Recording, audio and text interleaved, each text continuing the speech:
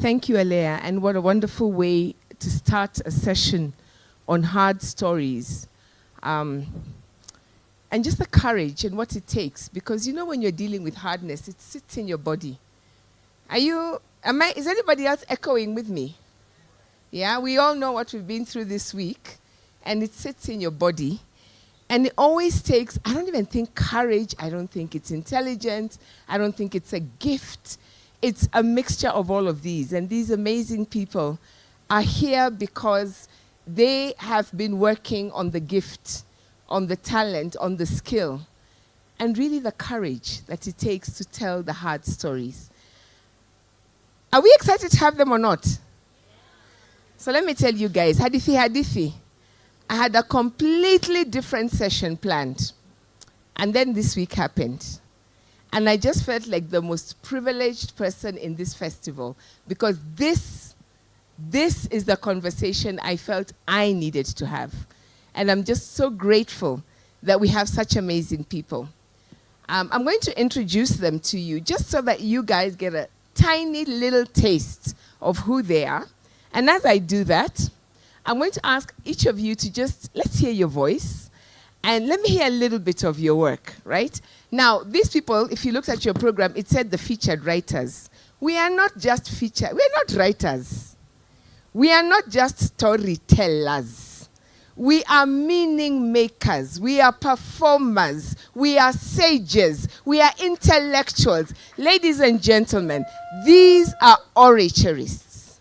And I wanted to say that because today we mark 1 year since our mother, Mama Mshere Mugo, left this earth knowing she had left it in good hands.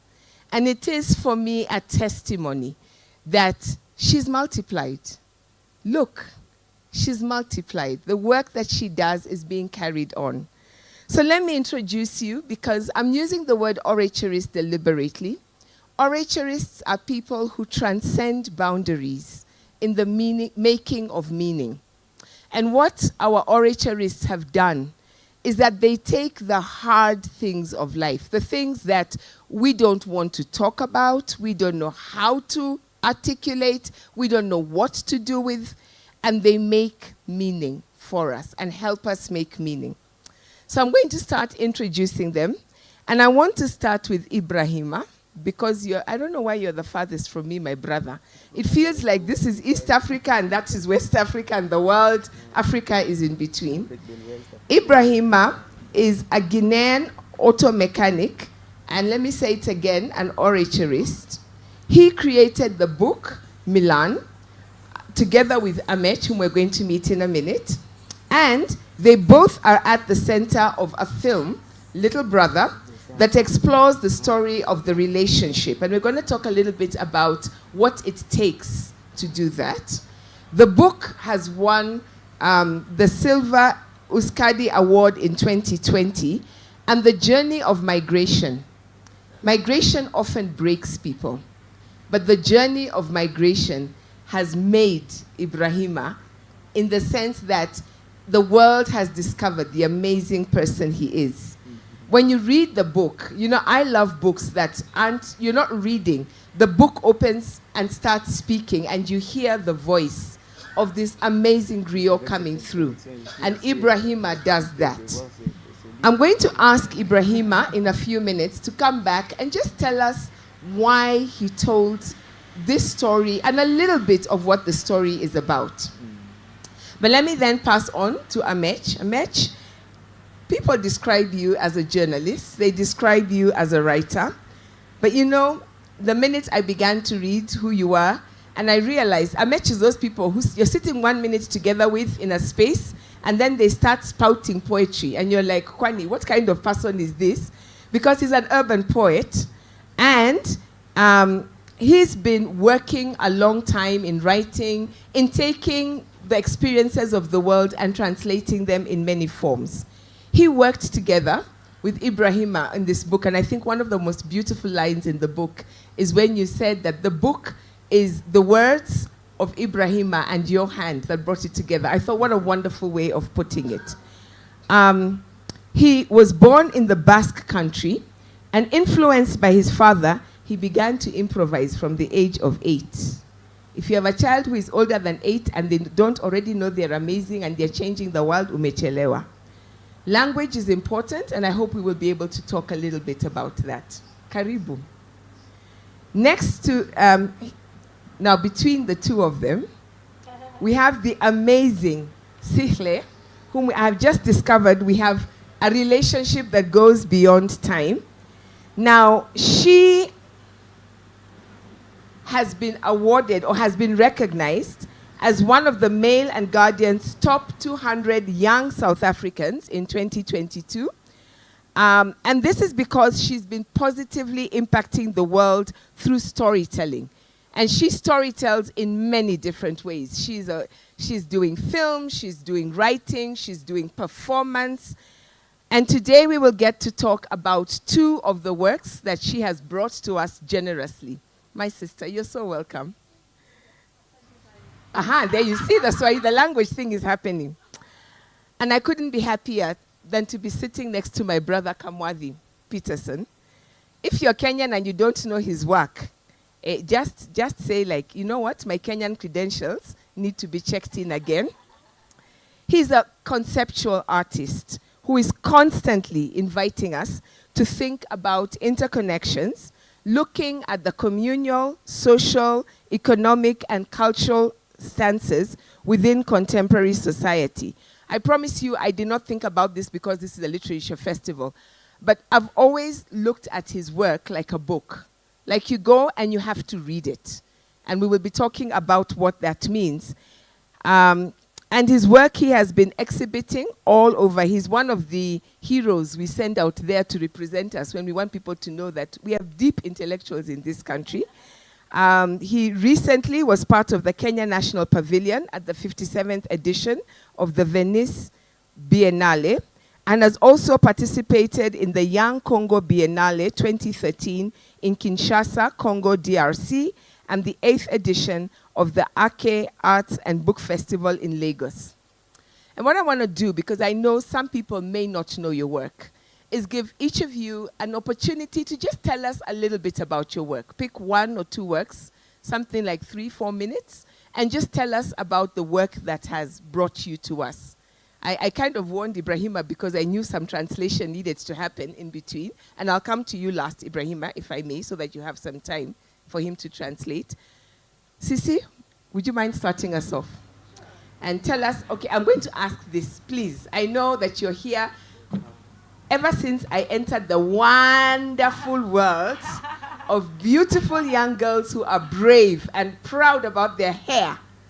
I've been waiting to meet you.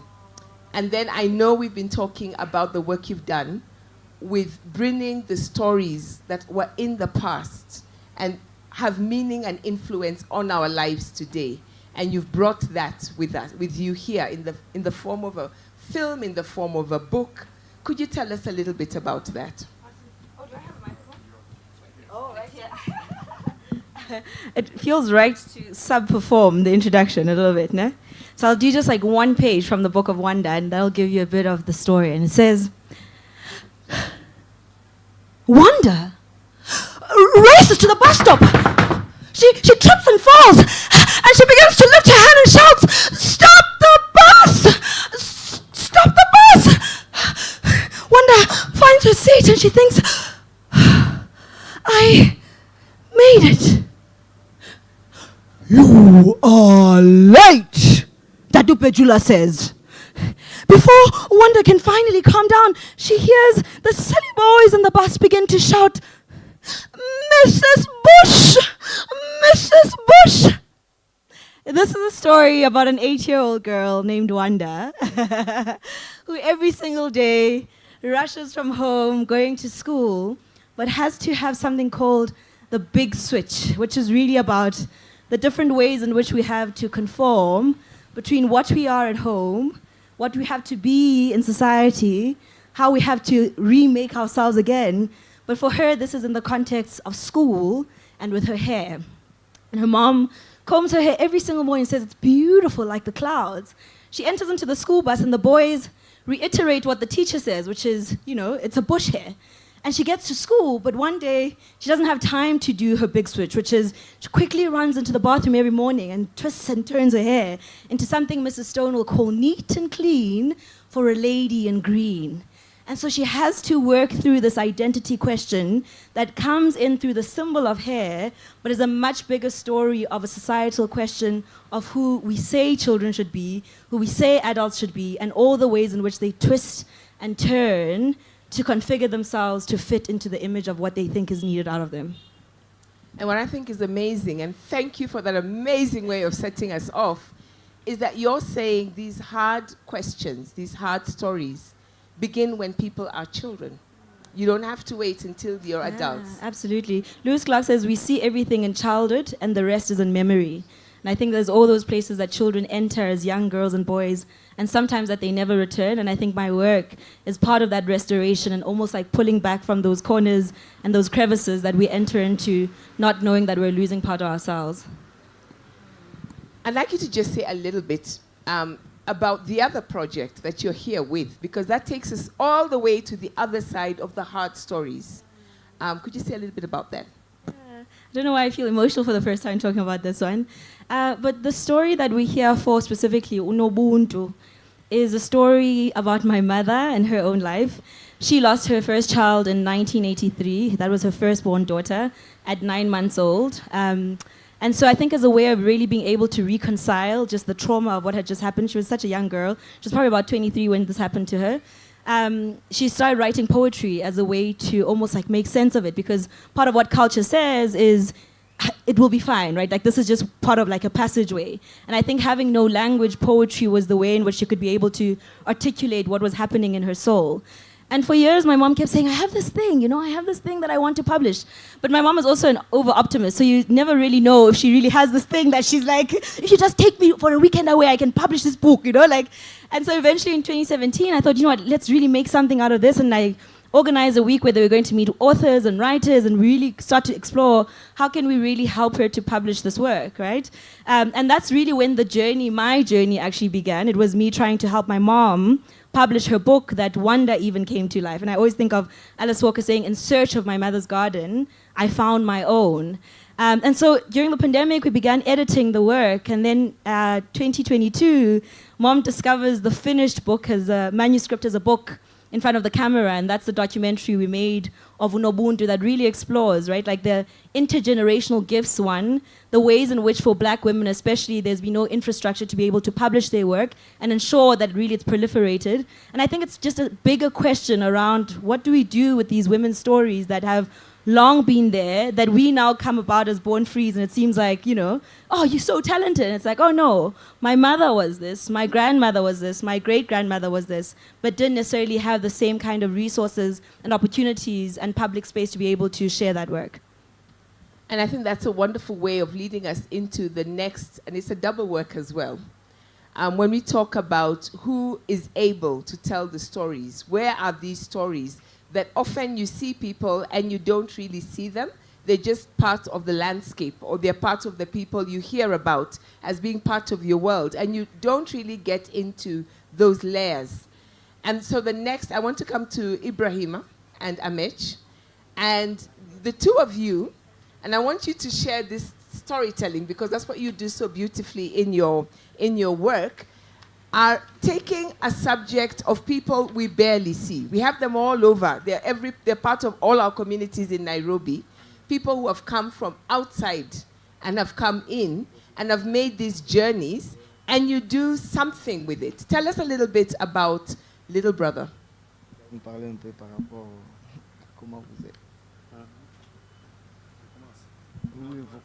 Je vais commencer. Bon, yeah. It's going to start. So I didn't want to tell them who was going to start, and as you can see, these two work so beautifully together. You'll see that even in the film. So I guess you're the one starting, Amets.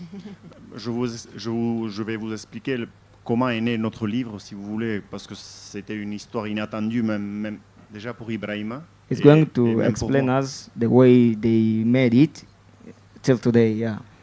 Déjà, moi, je n'étais pas écrivain, j'étais plutôt, comme elle m'a présenté, improvisateur oral, comme pour expliquer un petit peu, ça serait comme un dinosaure du rap. He was not a writer like people are thinking, but he was just someone who was we can say Improvisator. yeah, improvisator. Yeah. In that. He would in do that improvisational poetry. And yeah. It's okay. Ça vient de la tradition du Pays Basque très longue. Yeah, and it comes from the tradition from Pays Basque, and it is long time ago. Ça ressemble un petit peu au rap contemporain. And it looks like a contemporary rap. Those rappers knows what he's talking about. Donc c'est un petit peu comme être un dinosaure du rap. Like being a dinosaur of rap. Yeah. Mais du coup, un jour j'ai rencontré Ibrahima. And one day you met Mr. Ibrahim. Parce que le Pays Basque est entre la France et l'Espagne et il a une frontière. Because the Pays Basque and the France, it is like in the middle, in the border. his country, the country of Basque. Spanish and French. Spain and the France. Then in the middle there is his country. Ibrahima est un migrant qui est arrivé en Europe depuis la Guinée-Conakry après une route migratoire de 3 ans. And Mr. Ibrahim is from Guinea-Conakry, and he was an immigrant from his country for 3 years to travel there. Sauf que quand il est arrivé à mon village, à ma ville, il a décidé d'arrêter sa route migratoire et de demander l'asile dans l'administration espagnole. And Mr. Ibrahim stopped when he was traveling in his village, in his country. So from there he asked for the exile. Asylum. Yeah, to go where they met. He applied for asylum. And they applied for it, yeah. Et donc, la personne qui doit défendre son asile doit raconter son histoire oralement au commissariat de police. So the one who is asking for that exile, he has to explain it to the commissariat there in the country where he wants to go. And that is why he went there. Je vais expliquer. No, just only the person who applied for asylum has to tell his history orally in front of the police. Yeah. That's I can continue in English but you must translate to Ibrahima. Yeah. Because to understand, yeah. And so it's not easy to tell the story of migration in front of the police, and we began to help them doing a small file for each one, and I began with Ibrahima doing the small file, so asking for him what was his story, what was the reason to leave his country, and so that for why he explained me the story, very difficult, violent, and painful history. And so the book that we are presenting, it wasn't a book, it was a small file only for the police office. And after the small file became a book, but accidentally, or it was not in our mind at the beginning. So.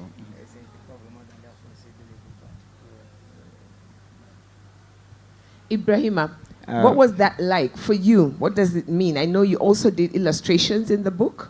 Comment c'était votre vie vraiment? Est-ce que vous avez exprimé certaines choses dans ce livre? Oui, je pense. Oui.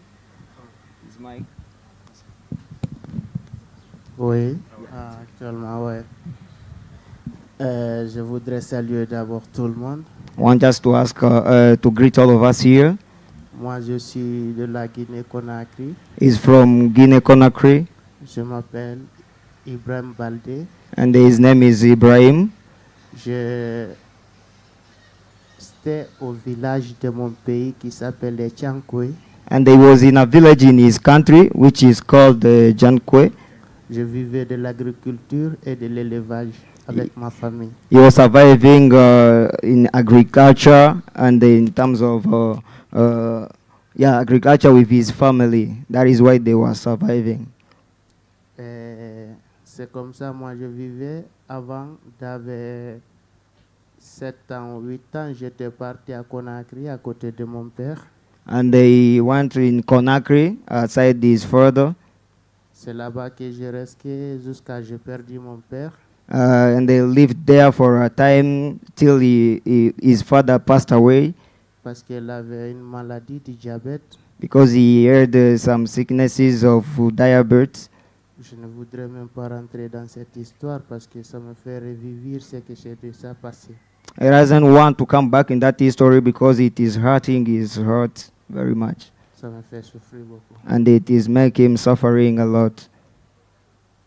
Mais du coup, j'avais un petit frère qui s'appelait Ala Hassan So he heard a small brother who is called Alassane.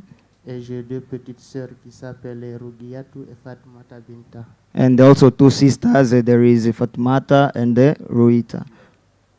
Ma mère s'appelait Fatimatu Diallo. And his mother, she's called Fatimata. C'était les choses les plus importantes de ma vie, And it was a very good moment of his life de rester à côté de ma famille. to stay aside his family, together with his family. J'étais sorti pour rechercher mon petit frère qui était à Libye. And he was in Libya for looking for his brother, his small brother. Tout à fait. Yeah. C'est comme ça que je suis marché jusqu'à j'arrivais en Espagne. And that is why he reached till Spain. C'était un trajet très long parce que j'ai passé 3 ans et quelques mois. And it was not easy. It was a long way from Libya to Spain. And he realized like 3 years just by traveling. Jusqu'à j'ai rencontré Amets dans une frontière entre l'Espagne et France. Till he met Mr. Ahmed in the border of Spain and France. Et il travaillait dans une association pour aider les immigrants. And he was working in an association for helping those immigrant people. C'est comme ça que j'ai connu Amets qui est devenu mon frère actuellement. That is why. That is how he met Mr. Ahmed, who is he becomes his brother today. Cet livre, moi, je n'ai jamais attendu ça parce que moi, j'ai étudié un peu, mais pas longtemps parce que je ne savais pas lire ni écrire. He just studied. He didn't study long because he didn't know to read, to write at that time, and that book he just listened about it. Mais eux, ils nous aidaient pour faire un petit dossier pour demander l'asile en Espagne. But Mr. Ahmed was helping them to do like a file so that they can travel in Spain, like to asking for the asylum. C'est comme ça qu'on a commencé. That is how they started. Comme je ne le connais pas encore, c'était un peu compliqué d'en parler beaucoup de choses à travers de ma vie. So he was a little bit restricted to talk a lot about his story to Mr. Ahmed because he didn't know him for a long time. Mais de fil à mesure que j'ai pris confiance avec lui, So it was slowly he trusted him. ça m'a pris beaucoup de temps pour avoir confiance à une personne à travers tout ce qui se passait derrière. And it took a long time to trust somebody that you don't know, and also according to his story, his own story that he went through. So it was not easy to express yourself to somebody that you don't know. Mais je me trompais parce que c'est une bonne personne pour moi. But he was just lying to himself because he was a very important person to him. Yeah. C'est à travers de lui que je suis à Nairobi actuellement parce que s'il n'avait pas fait ce livre, je ne sais pas ce que je voudrais devenir un jour. So it is because of him that is even here now today in Nairobi, according to the books that they wrote, so that he is here today because of by the grace of Mr. Ahmed. And he didn't know what could happen if he didn't meet Mr. Ahmed till they reached today in Nairobi. Parce que moi, je suis un mécanicien de camion. Because him is a mechanician. C'est comme ça. That is how it was the story. Ibrahim, the question I would like us to start thinking about is, you say at some point that when you tell the story, we are here listening to you. But for you, you are back experiencing everything that you went through that was very painful. And so my question for you is, why, beyond having to do it to get the papers. Why is it important for you that this story keeps going out? Because you keep telling the story, and I can see it's very heavy. It's still very heavy on you.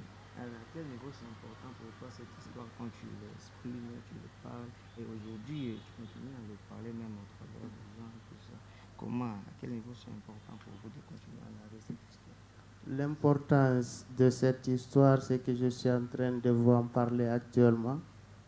The importance of that story is this what he's telling us today. Pour essayer de changer la ligne de l'immigration pour voyager normalement comme les autres. And he's trying to do it because and he wants also to travel normally like other people else. Yeah. En tant que tu es dans ton pays, tu ne vas pas savoir ce qui se tourne derrière toi. As long as you are still in your country, you will not know what is happening around you and all over the world. En sortant dans ton pays, tu vas connaître beaucoup de vie et beaucoup de choses. En sortant dans ton pays, tu vas savoir beaucoup de raisons de vivre ou de voir beaucoup de choses dans la vie. Yeah, by leaving your country, you will also find other ways of living outside there, the way people behave, other cultures, and it is important for him. And indeed, this work has such impact. I know the Pope himself found it as something that was really life-changing and keeps talking about it and sharing it. And this thing of we tell these stories and you can see the weight of these stories that people carry with them for a long time. And these stories then touch people. And my brother, as I come to you, what I was saying this to you earlier, I still remember after the 2007 post-election violence, I found it very hard to talk. I didn't even know where to start. And one of the things that unlocked my ability to begin to articulate was your exhibition, the work that you did. And I wonder if you can tell us a bit about your work and how you use your conceptual art to talk about these things that we struggle with.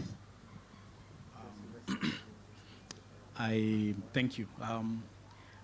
I draw a lot, and it's something I've always done since I was young. One of the things I'm interested in is creating spaces for reflection. And I realized that using the medium of the drawn line, in a way I'm able to kind of subvert conventional spaces of reflection, of thought, of pause. So I think part of our bringing is we've been coded and conditioned to recognize the potency of letters and numbers. But I think within the space of the place of image making, so photography, film, drawing, painting, sculpture, that whole spectrum, or kind of the place of performance, the place of theater. I think therein lies places in which we're able to I think you create a certain sanctuary, because I'm just trying to find a way. It's not non-threatening. There is a threat, yes. But then because it's non-conventional, it means there's a bit of more acceptance. And also we immerse ourselves much more than we would if confronted with, So yeah, space of reflection. So drawing for me kind of was a very natural medium to work with. The exhibition you're talking about was a series of a body of work that I developed post 2008 actually, that was looking at that it started from the post-election crisis of 2007, 2008, but then was an exploration of, and this is what I tried to do, an exploration of, through visual imagery, institutions that are integral to an electoral process. So what I realized then, and I lived in Nairobi, I was born in Nairobi, is that we were all, highly high-strung at that point. And I realized that I did not want to creating imagery that recorded any events or personalities. And I think, part of our space kind of does that a lot. But I thought, let's look at institutions. So I literally broke the electoral process as it would be found in a democratic process anywhere in the world. And who are the key players, say institutions. And then created this very, I think apart from one drawing, visually non-threatening, non-dramatic set of human forms that were all looking at the viewer. Yeah. And then, of course, the posters are actually derived from what you'd call official photographs that you'd find in conferences and all that. So ideally very neutral, but then by virtue of the institution that I was looking at, also very pointed, so yeah. And I guess I want to start with you, and then I'm going to go down and ask this question. What is the ethics of taking what is painful to us as your audience, and in a non-threatening way, in a way that can be actually sometimes very joyful, until in the middle of it, I feel like you've hit me here. What is the ethics of it? What are some of the things that we need to consider? And Amesh, I'm also thinking about what it means for you to take a story that clearly is a painful story and work with that story, same thing with you, Sihle, and protect people, but also take this stuff and bring it out. For me, in our work, the most important it was to write with the respect of the wound and the pain of Ibrahima, and it's very easy to say, but it's not so easy to do it, because I think that in literature and in audiovisual, in cinema, and in journalism, in the TV. There is a lot of, I don't know if you say in English, sensationalism, no? Sensationalism. And with the pain and with the pound of the people, you do a show. And it's very difficult to show or to tell stories respecting the dignity of the person. But I think that it's very important. It's easy to say, but it's not so easy to do it. But I think for me it was important to be very close to Ibrahima, to know him, and to feel his pain a little bit, and to think a lot about, the impact that your work can have with the readers, but more than this impact, to think about the impact that the book can have in him, in his family, and to respect the deep intimacy and the dignity of the person. I think that it's very important, and don't do a show with the violence. I think that there are some parts of the history it's not necessary to say, because you can understand. So not say more, not write more. Just put it the limit, and the people will understand. And the most important is to respect the wound, the person, and the dignity of the person. I want to ask that question, thank you, to Sihle. But Ibrahima, I'm going to come to you and ask you about how you care for yourself. When you are the person telling the hard story, but it's also wounding you, how do you care for yourself? But Sihle, the ethics and the care. I think in my story, right, it's my mother's story, and my mom in some way, she is my life, you know what I mean? But in a way, it is her life. And I think in some ways, we had waited all of our lives to know that part of herself and that story. And so for a long time, much of that grief was deeply concealed. So much so that in 2016, I'd written a blog titled The Mother Who Chewed Her Tongue. And it was really about this exploration of what do they do with their grief, right? And so within all the years that her child's passing, her husband's passing, those were not subjects we went into. But I think it was almost like a gift for its time. And I think of it just think of like when you have a wound, right, on you, and almost removing the bandage just when it needs the sun, you know? And I think for my mom, the doing of this work was in tandem with the realizing of the dream. So the opening up of the wound also came alongside with, here's the gift of that wound, in such a way that it almost comes together, that it opens her and us all together to the healing of the next wave, so to say, of that part of her story. So much so that when we launched the work in Johannesburg last year, she said, can you believe, and I mean, it was such a packed hall, I didn't even know where people came from, and it was such a beautiful night when we were launching the book, and she said, can you believe that I'm standing here because of my pain? And so even in that moment where it's about her pain, it's also about that my pain allows me to tell all of my story in these multiple ways. And so I think it's almost like a reward system, so to say. It's like it's just the right time. The sun is coming in. A dream deferred is not denied. And I think in the last year, more than ever before, my mom's, she just submitted her next book now, whereas the first one took her 40 years, right? And I think it's the tandem of the pain also has promise in it.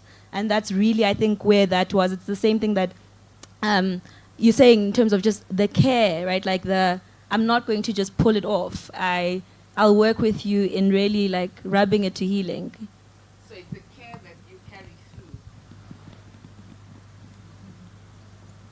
The care that you carry through that helps the healing. Ibrahima, can you say something about the care? How you care for yourself?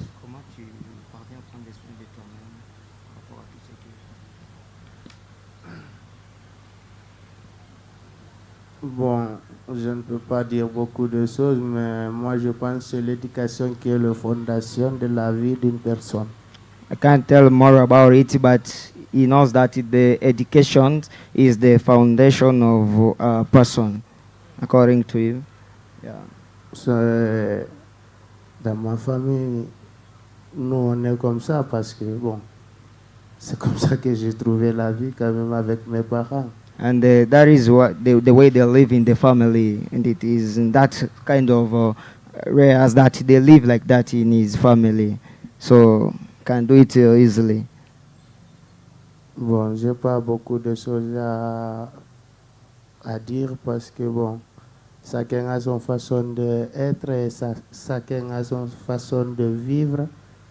Mais bon, moi je pense le respect, la dignité, c'est le plus important. Yeah. Say that everyone has the way of living, the way of behaving. So for him, that dignity, that intimacy is very important for him, and he knows there's some limit of telling something, and it depends. Yeah, for him, it's that dignity and the intimacy. He respects that, and he works like that. Yeah. And I ask that because I want us to see that when you tell these stories, there's a cost. People who tell the stories are paying a cost to bring them to us. And so I'm going to ask my last question to Peterson. And my question is this. We are in a difficult moment right now. And I know you said that after the 2007 violence, it took us time. It took you time to conceptualize this. So what are some of the things that those of us who might be looking at telling the hard stories, even of this moment or of other times? And we've heard about the ethics, we've heard about the care, we've heard about remembering that this is a gift. At the end of it, there is something that people get. It's part of the healing. What would you tell us to think about, to do, how would you guide us, take us with you through this moment?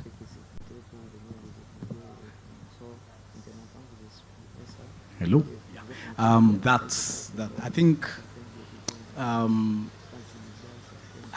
one of the, and just touching on the idea of personalities and events, is that I think the spectrum of human ability to feel is not as broad as we think it is, which means that we are able to feel the pain not only of ourselves but also of others and acknowledge it.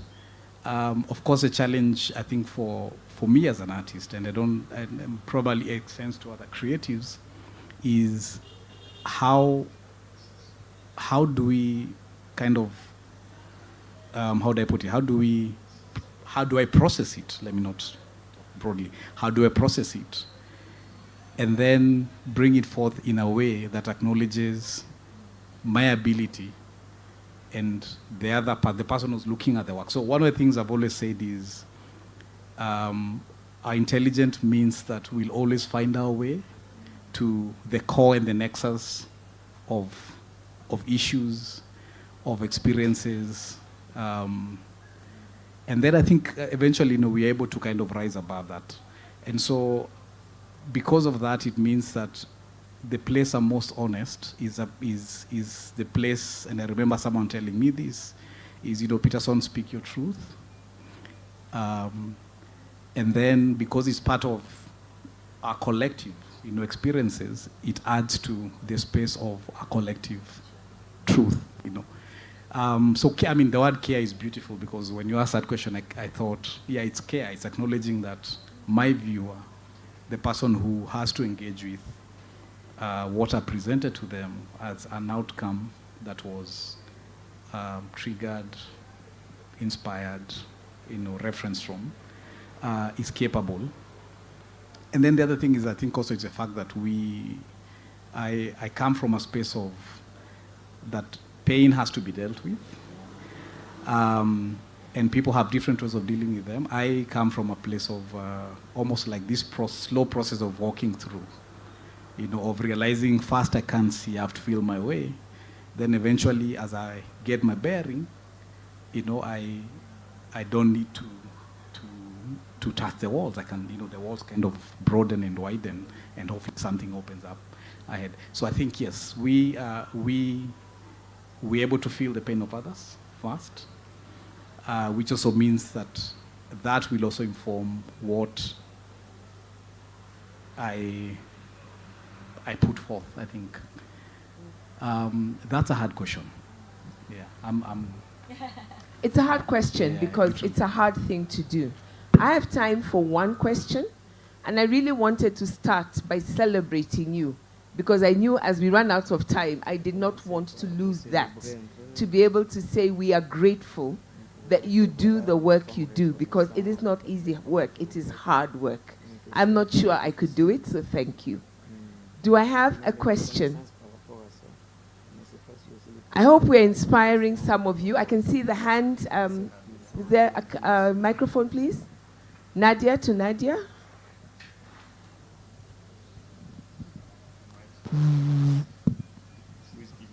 Nadia, could you just come up where we can? Okay, thank you.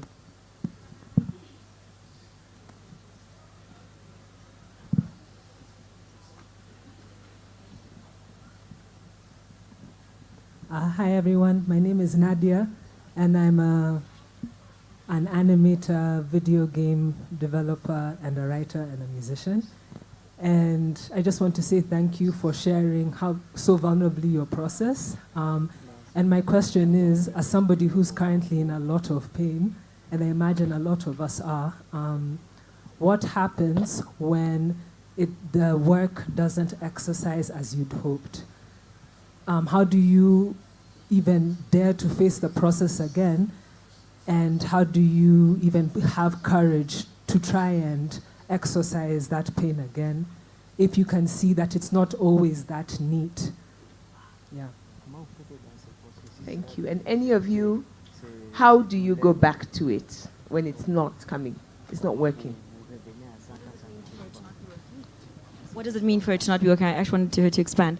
What does it mean for it to not be working? I think, Nadia, if I'm right, what she's saying is you're trying, you know what you want to express, you know what you want to work at, but you're not, the creative process isn't taking you there. Am I right?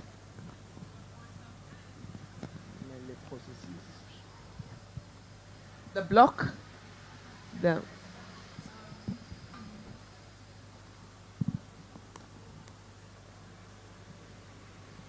maybe I can illustrate it another way.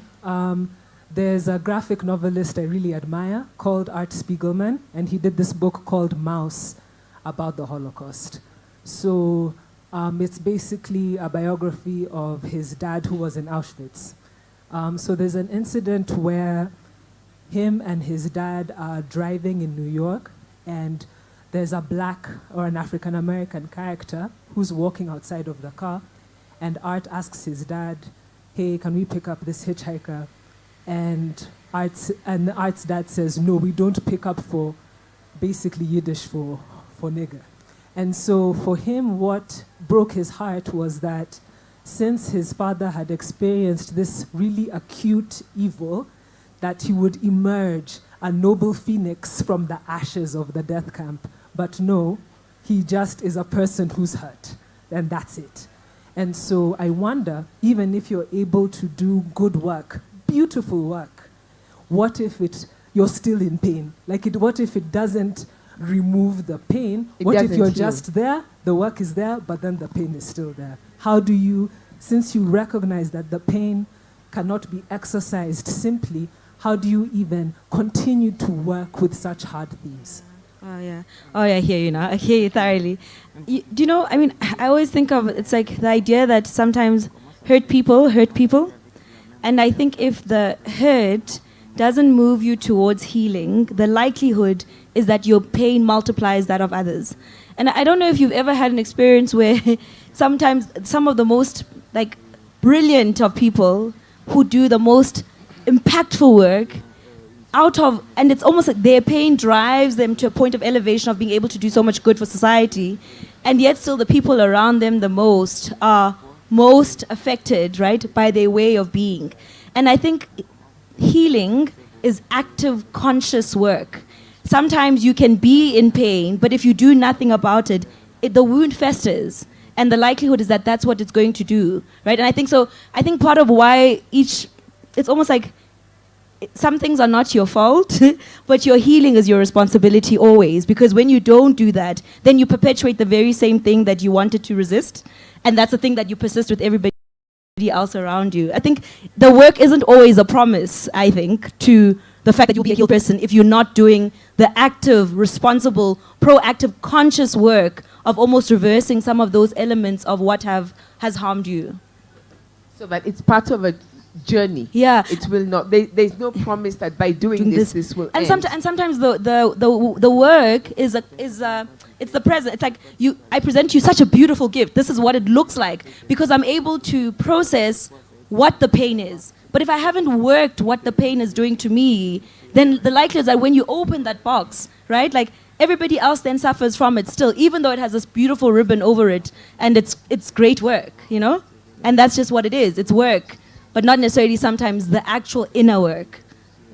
And that's the hardness of it. I know we've run out of time. I want to ask each of you if you've got a final word, and it will have to be just a word, so that we can close up.